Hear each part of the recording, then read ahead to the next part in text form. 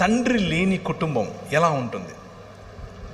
71% మంది హై స్కూళ్ళలో నుంచి బయటపడిపోతారు, అంతకు ఎక్కువగా చదవరు అని అంటే దానికి కారణం తండ్రి లేని కుటుంబాలు. ఇక్కడ ఇంకా చాలా పెద్ద లిస్ట్ ఉంది, అది చదవటం కంటే ముందు ఒక మాట చెప్తాను. తండ్రి లేకపోవటం అని అంటే దాని అర్థం తండ్రి చనిపోవటం కాదు, కుటుంబంలో తండ్రి లేకపోవటం,